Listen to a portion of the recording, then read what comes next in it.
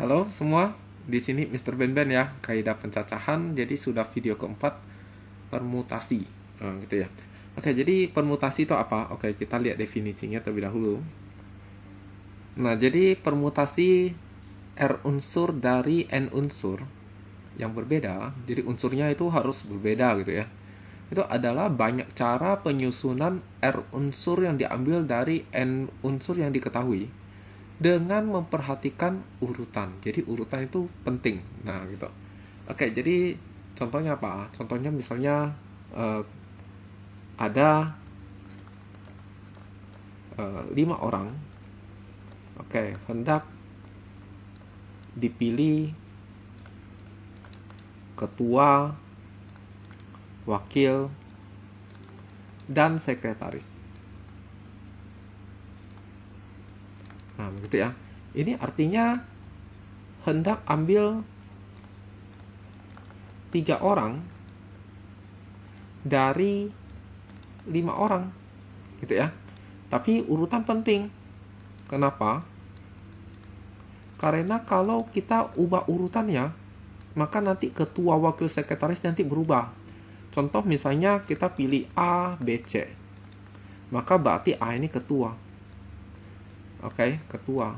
Tapi kalau kita ubah urutan, misalnya kita urutan ubah jadi B, C, A gitu ya. Maka B ini yang jadi ketua. Nah, jadi berubah begitu ya. Makanya jadi urutan itu penting. Jadi ABC tidak sama dengan BCA. Walaupun isinya sama, tetapi urutannya tidak sama, maka dikatakan hal yang berbeda begitu ya. Nah, jadi ini adalah R unsur. Ini adalah N unsur gitu ya. Nah, jadi dari R itu ya, dari N itu ya, kita ambil sebanyak R. Nah, gitu ya. Nah, jadi maksudnya begitu. Nah, gitu. Oke, jadi kalau kita perhatikan gimana cara kita mengerjakan ini, kan kemarin kan kita sudah tahu bahwa kita membentuk apa? 3 kotak gitu ya. Kita membentuk 3 kotak. Nah, terus nanti di sini kita isi berapa? Kita isi 5. Karena kenapa? Pada saat kita hendak memilih ketua, jadi ada 5 orang. Lalu nanti yang sudah terpilih tidak boleh terpilih lagi ya. Sisa 4 orang, sisa 3 orang. Nah, maka ini kalau kita kerjakan, maka ini hasilnya jadi 5 kali 4 kali 3. Oke. Nah, ini kemarin juga kita sudah belajar bahwa ini bisa kita nyatakan ke dalam notasi faktorial, gitu ya. Dengan cara kita kalikan dengan 2 faktorial dibagi 2 faktorial gitu ya. Maka 5 kali 4 kali 3 kali 2 faktorial itu bisa kita tulis menjadi 5 faktorial gitu ya. Sementara bawahnya itu masih ada 2 faktorial. Nah, itu ya. Oke. Tapi kita ingat bahwa 2 di sini, 2 yang ada di sini itu kita dapatkan dari sebelum 3 kan? Berarti 3 dikurang 1 kan gitu ya, maka dapat 2 ya. Lalu 2 yang di bawah ini kan adalah ikut yang di atasnya ya. Jadi 2 di sini juga diperoleh dari 3 dikurangi 1 gitu ya. Oke. Nah, sekarang dapatnya 2 gitu ya. Tapi kalau kita perhatikan baik-baik, sebenarnya 2 ini dapatnya dari 5 kurang 3 gitu ya. Jadi sebenarnya 2 ini dapat dari 5 kurang 3. Maka ini bisa kita tulis jadi, jangan pakai yang 3 kurang 1 ya. Oke, jadi sebenarnya 2 ini kita bisa dapat dari apa? 5 kurang 3 gitu ya. 5 kurang 3. Oke, nanti kita lihat contoh lain apakah betul 5 kurang 3. Oke, jadi sementara kita bisa tulis menjadi 5 faktorial dibagi dengan 5 dikurangin 3 faktorial. Oke. Ah, seandainya itu diubah menjadi soal diubah jadi 6 orang isinya. Oke, 6 orang. Maka berarti jadi apa ya? 6, 5, 4 gitu ya. 6, 5, 4. Nah, gitu ya. Maka ini berarti 6 kali 5 kali 4. Nah, maka di sini kita harus tulis apa? 3 faktorial bagi 3 faktorial. Nah, jadi maka ini akan menjadi 6 faktorial dibagi 3 faktorial. Nah, kita perhatikan bahwa 3 ini diperoleh dari apa? Nah, 3 ini diperoleh dari 6 kurang 3 gitu ya. Nah, jadi apa? 6 faktorial bagi 6 kurang 3 faktorial. Oke, 3 ini dapat dari mana? Gitu ya. Oke. Nah, 3 ini sebenarnya dapat dari mana? Oke, sekarang coba kita tambahkan soalnya. Kita ubah jadi ada bendahara ya.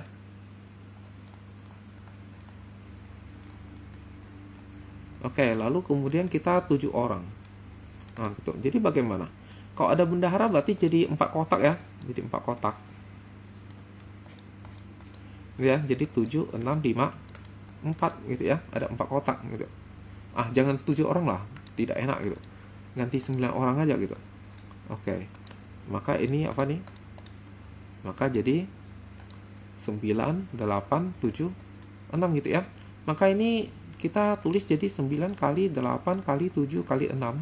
Kalau dijadikan faktorial maka jadi kali 5 faktorial. Oke, bagi dengan 5 faktorial. Nah, sekarang 5 ini dapat dari mana? Oke, ini akan berubah menjadi 9 faktorial dibagi 5 faktorial. Nah, 5 ini dapat dari mana? 5 itu dapat dari 9 kurang 4. Nah, jadi kenapa 4 nih? Nah, gitu ya. Itu karena 4 kotak gitu ya. Oke, jadi misteri sudah terpecahkan. Jadi sini ada 4 kotak. Oke, maka dia 4 gitu ya. Nah, di sini 3 kotak gitu ya. Makanya kurang 3 begitu ya.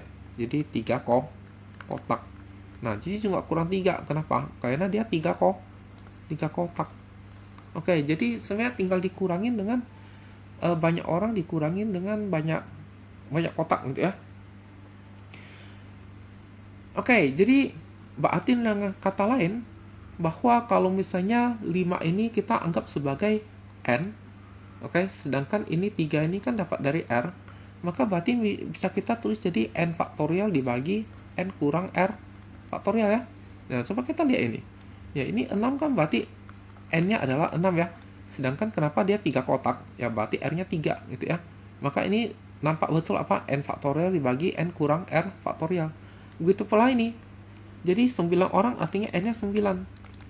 Oke, jadi berarti ini n faktorial dibagi n kurang, ini ada 4 kotak, jadi r-nya 4 gitu ya. Nah, maka 9n kurang r faktorial ya. Nah, jadi kesimpulan kita apa nih? Oke, jadi kesimpulannya itu adalah rumus permutasi. Oh ya, permutasi lambangnya apa nih? Oke, permutasi lambangnya adalah P gitu ya. Oke, jadi ada yang nulisnya begini, PNR gitu ya. Bisa pula ada yang tulis begini. Gitu. Oke, jadi yang mana saja sebenarnya boleh, tapi saya lebih senang pakai yang pertama ini. Oke. Jadi ini rumusnya apa? N faktorial dibagi dengan N dikurangin R faktorial gitu ya. Nah, ini rumus permutasi. Oke, jadi akhirnya kita sudah mengetahui rumus permutasi. Oke, kita akan mencoba menggunakan rumus permutasi untuk menghitung beberapa nilai permutasi. Kalau sudah lancar, kita akan masuk ke soal ceritanya gitu ya. Oke, jadi kita mulai mengerjakan ini, disuruh hitung ya permutasi. Oke, jadi ingat rumusnya apa?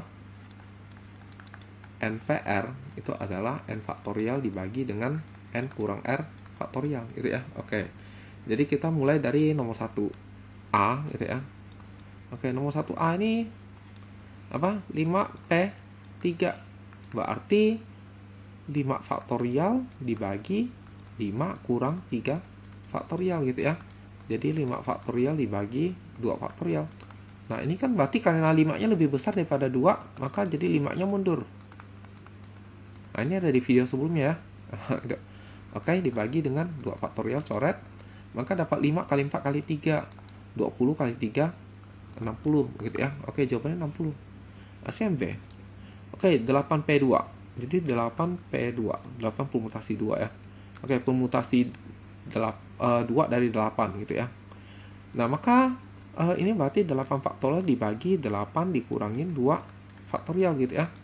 Oke, 8 faktorial dibagi 6 faktorial. Berarti 8-nya mundur sampai 6. Stop, tanda seru gitu ya. Lalu coret, maka 56 gitu ya. Oke, yang C bagaimana? Oke, yang C itu 3 permutasi 3 gitu ya. Berarti 3 faktorial dibagi dengan 3 kurang 3 faktorial. Nah, 3 kurang 3 ini berapa? 0 ya. Oke, masih ingat nggak di video pertama ya? Jadi 0 faktorial itu berapa? Ini ya, di notasi faktorial pertemuan sebelumnya. Oke, jadi 0 faktorial berapa? 1 ya. Oke, masih ingat ya, 3 faktorial kan 3 kali 2 kali 1. Oke, jawabannya 6 ya. Nah, oke, sekarang yang D. Yang D 3P1. Ini berarti 3 faktorial dibagi 3 kurang 1 faktorial. Oke, 3 faktorial dibagi 2 faktorial. 3 kali 2 faktorial bagi 2 faktorial, coret-coret dapatnya 3. Nah, sekarang yang E ya. Oke, yang E ini adalah 5P0 ya. 5 faktorial dibagi 5 kurang 0 faktorial. Jadi 5 faktorial bagi 5 faktorial 1 dong. Oke, jadi apa kesimpulannya? Oke, kesimpulannya adalah kalau sekian P0 maka hasilnya pasti 1 gitu ya. Nah, oke, jadi P0 pasti hasilnya 1. Oke, kalau P1 maka hasilnya pasti dirinya sendiri. Oke ya. Nah, contoh 3P1 kan berarti 3 gitu ya. Nah, lalu ya ini bagaimana nih 3P3 nih? Oke, ini 6 saya dapat dari mana? Dapat dari 3 kali 2 kali 1. 3 kali 2 kali 1 itu apa? 3 faktorial. Jadi sebenarnya ini sama aja dengan 3 faktorial. Jadi apa kesimpulan kita? Jadi kalau NPN gitu ya, sama gitu ya kiri kanannya, maka ini sama dengan N faktorial. Nah, oke.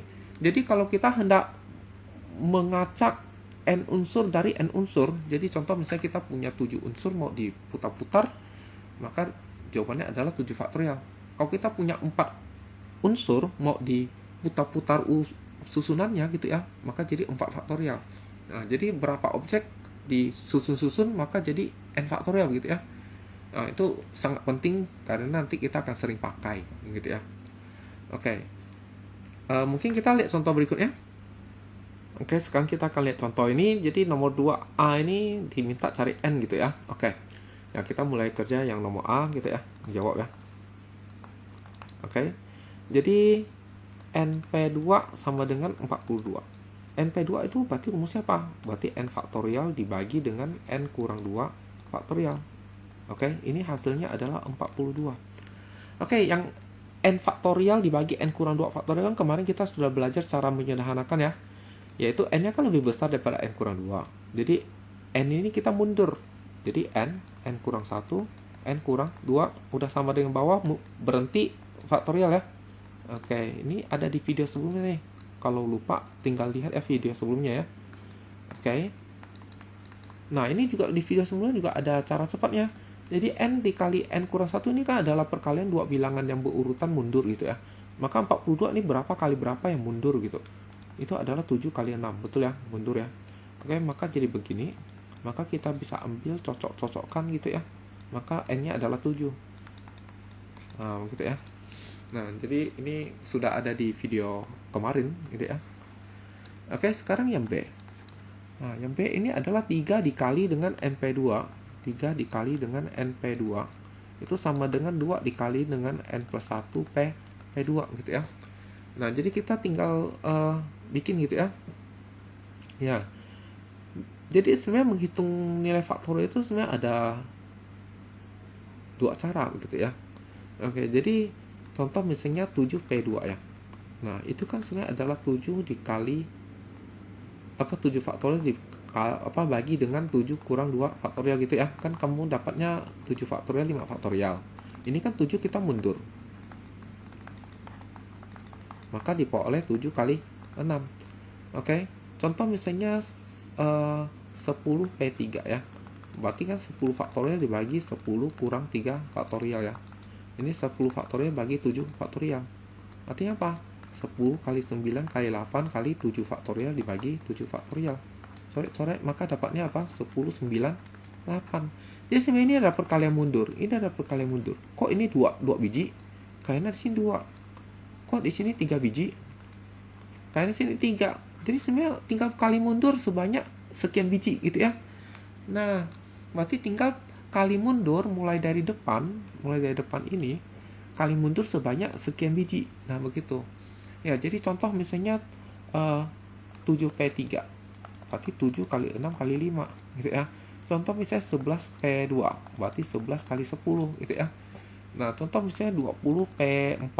Berarti 20 kali 19 kali 18 kali 17. Ya, jadi 20 mundur sebanyak 4 biji.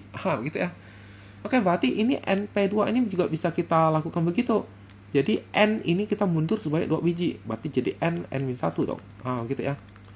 Sedangkan ini N plus 1 ini kita mundur 2 biji. Jadi N plus 1 lalu N. Gitu ya, mundur ya. Oke, karena sama-sama N di sini bisa kita coret. Maka ini 3 kali masuk jadi 3N kurang 3. Ini 2 kali masuk jadi 2N plus 2. Ini 2N pindah ruas jadi kurang. Ini negatif 3 pindah jadi positif. Maka 3N kurang 2N itu N. 3 tambah 2 itu 5. Jadi N-nya 5. Nah, jadi simpel dan mudah ya kan. Ya begitu. Oke, coba kita lihat lagi. Oke, berikutnya adalah masalah permutasi begitu ya. Oke, jadi sebenarnya permutasi ini sebenarnya adalah masalah filling slot sebenarnya. Jadi makanya permutasi ini jarang saya pakai ya gitu ya. Karena kita bisa mengerjakan soal tersebut menggunakan filling slot dan lebih mudah gitu ya. Oke, saya akan coba di sini kerjakan pakai permutasi, lalu kemudian kerja pakai filling slot. Jadi dua cara gitu ya. Nah, kedepannya ya seringnya pakai filling slot gitu ya, tidak pakai permutasi. Oke, jadi kita akan lihat gimana. Oke, contoh nomor 1 ini.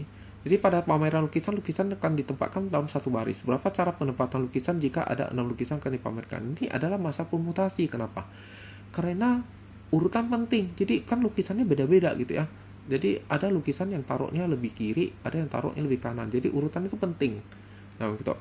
Oke, sekarang ini ada 6 lukisan yang dipamerkan. Lalu 6 itu akan kita masukkan ya. Oke, kita pakai cara filling slot.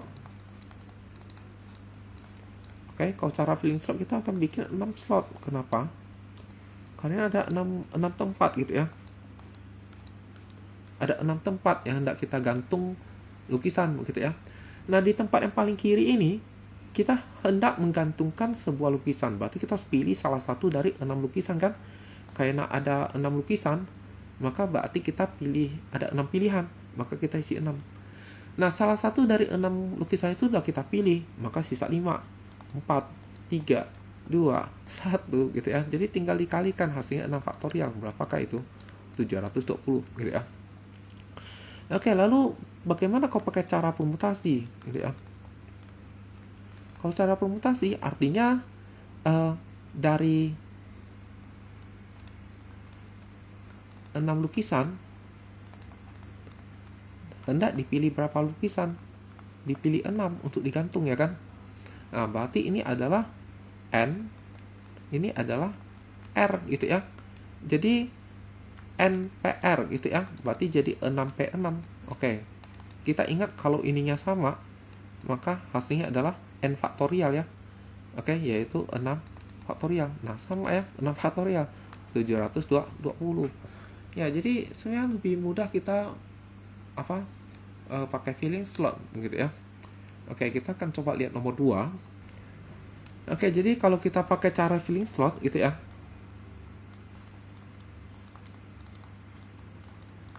Jadi kita di sini lihat bahwa kita hendak memilih pelajar teladan 1, 2, dan 3. Berarti kita bikin 3 slot dong ya. Bikin 3 slot. Nah, lalu ada 15 calon. Berarti pada saat kita hendak memilih pelajar teladan pertama gitu ya. Itu tentu ada 15 calon. Berarti ada 15 pilihan gitu ya. Maka kita isi di sini 15. Lalu salah satu dari 15 itu sudah kita pilih sebagai pelajar teladan pertama. Berarti sisa 14 orang yang bisa kita pilih sebagai pelajar teladan kedua kan. Lalu sisanya lagi sisa 13 orang gitu ya. Jadi semua tinggal dikalikan gitu ya. Jadi 15 kali 14 kali 13 gitu ya. Nah, oke, ini dikalikan berapa nih? Jadi 14 ini kan 2 kali 7 ya. Oke. Lalu ini hasilnya 30 nih. Kalau kali 7 jadi 210. Oke, 21 kali 13 ini berapa? Oke, ini 36, ini 21, 273. Jadi 27 30 gitu ya. Oke. Nah, lalu bagaimana kalau pakai cara permutasi gitu ya? Berarti kita harus tahu dari berapa ambil berapa. Ya, artinya dari 15 calon dipilih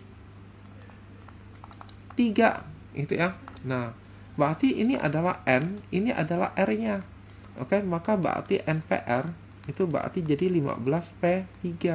Oke, 15P3 berarti mulai dari 15 kali mundur sebanyak 3 biji. Kita kan kali mundur sebanyak 3 biji. Sama aja dengan 15 kali 14 kali 13 ya.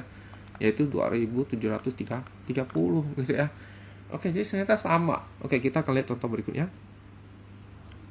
Nah, nomor 3 ini Santi mempunyai 4 buku matematika, 2 buku sosiologi, 3 buku sejarah, 2 buku ekonomi. Buku akan disusun berderet pada sebuah rak buku. Ada berapa cara penyusunan buku tersebut? Jika buku yang sejenis itu harus berkelompok gitu ya. Jadi sejenis maksudnya ya sama-sama buku MTK, sama-sama buku sosiologi dan begitu ya. Oke, berarti ini bagaimana cara kita membuat slot. Oke, kalau pakai cara filling slot ya. Cara filling slot. Gitu ya. Oke. Nah, maka kalau cara filling slot berarti kita bikin berapa slot? Oke, kita bikin 1 2 3 4. Jadi ada 4 slot gitu ya. 4 slot. Kenapa 4 slot? Itu karena ini untuk diisi dengan buku matematika mungkin, buku sosiologi, buku sejarah, buku ekonomi. Nah, gitu ya. Oke. Ya, jadi misalnya ini diisi buku matematika. Ini berarti ada 4 cara begitu ya. Ada 4 cara gitu. 4 faktorial cara gitu. Kenapa? Itu karena buku matematikanya itu 4 biji masih bisa kita susun gitu ya. Nah, makanya ada sebanyak 4 faktorial cara. Jadi kalau kita gambarkan sebenarnya logikanya gini, untuk matematika ini itu ada 4 slot gitu ya untuk matematika. Pertama untuk di slot sini kita bisa pilih 4 gitu ya, ada 4 pilihan buku matematika. Lalu sudah kepilih 1, sisa 3, sisa 2, sisa 1. Nah, ini kan 4 faktorial gitu ya. Nah, ini adalah kotak pertama gitu. Oke, lalu kemudian lanjut lagi dengan kotak kedua dan seterusnya gitu ya. Nah, kotak keempat gitu ya. Berarti dengan kata lain ini adalah kalau buku sosiologi ini 2 faktorial nih. Kalau ini buku sejarah ini 3 faktorial. Kalau ini buku ekonomi ini 2 faktorial. Tetapi matematika, sosiologi, sejarah sama ekonomi ini kan masih bisa tukar-tukar tempat ya, tukar-tukar tempat gitu ya. Nah, berarti dengan kata lain di sini kita bisa pilih apa? Ada 4 gitu ya. Bisa 4, bisa 3, bisa 2, bisa 1. Jadi artinya 4 faktorial lagi begitu. Nah, jadi sebenarnya kalau pakai cara filling slot ya memang jadi agak susah gitu ya. Jadi susah. Jadi kita harus pakai cara apa? Jadi kita pakai cara analisis gitu ya. Analisis objek namanya. Analisis objek. Oke. Apa maksudnya analisis objek? Jadi begini. Sekarang saya mempunyai 4 buku matematika, 2 buku sosiologi, 3 buku sejarah, sama 2 buku ekonomi gitu ya. Nah, jadi dengan kata lain saya punya berapa objek gitu ya. Saya punya 4 objek. Kenapa 4 objek? Itu karena masing-masing objek itu harus dia berkelompok begitu ya, berkelompok. Maka karena berkelompok, maka ini kita ikat gitu. Jadi buku matematika kita ikat. Jadi sosiologi kita juga ikat, sejarah kita ikat, buku ekonomi kita ikat sehingga mereka tidak bisa berpencar-pencar gitu ya. Tidak bisa berpencar-pencar. Maka ini ada 4 objek. Karena ada 4 objek, maka berarti kalau mau kita susun urutannya, maka ada sebanyak 4 faktorial cara gitu ya. Oke. Jadi kemudian matematika itu sendiri di dalam satu kelompoknya itu masih bisa kita susun ya kan? Karena ada 4 matematika, maka ada sebanyak 4 faktorial cara. Ini sosiologi juga bisa kita susun letaknya, maka ada sebanyak 2 faktorial cara. Ini sejarah juga bisa kita susun sebanyak 3 faktorial. Nah, ini tulisannya kurang bagus, 3 faktorial. Ini berarti ada 2 faktorial cara. Nah, maka total caranya itu ya, total cara itu adalah dikalikan. Oke. 4 kali 2 kali 3 kali 2 kali 4 gitu ya. Nah, ini jadi gede banget gitu ya. 4 faktorial itu adalah 24 ya. Oke, ini 2, ini 6, ini 2, ini 24 gitu ya. Oke, jadi 24 ini hasilnya 24